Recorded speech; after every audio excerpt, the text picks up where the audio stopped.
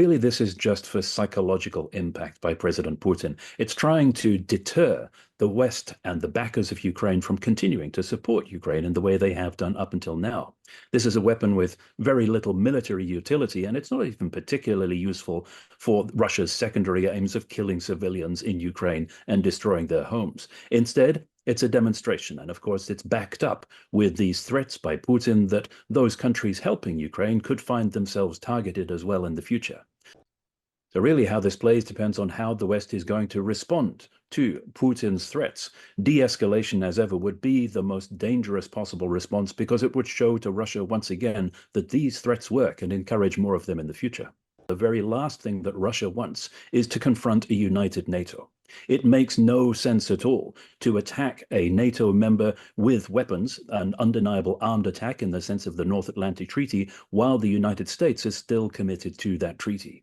So that's why the most dangerous thing would be to give Putin a suggestion that actually that treaty might not work and that he can tackle individual countries on their own to deter them.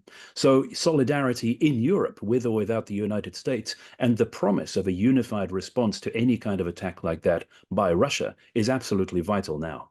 It doesn't appear that the existence of this missile has been previously reported in open sources, but that, of course, doesn't mean that Western intelligence services would have been unaware of its existence. They may simply have not publicized what they had discovered about the development of this missile.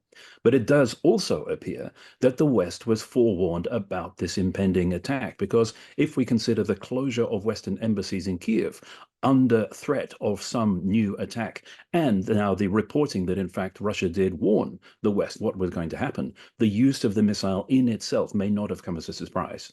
The UK and France that have been primarily the targets of these latest Putin threats, talking about Western backers that are providing the capabilities to Ukraine, actually becoming targets themselves. Now, that won't concern the United States because the very last thing that Russia is going to do is pick a fight with the United States. However, the UK and France are more exposed, particularly if there's any doubt at all about whether they would be backed up by their allies, including the US. The challenge that may be facing some countries that are thinking of defending themselves against Russia is the vulnerability that's been demonstrated to that US support, and in particular, whether the United States might seek to constrain them from using US-supplied weapon systems to defend themselves against Russia in the same way as the US has constrained Ukraine.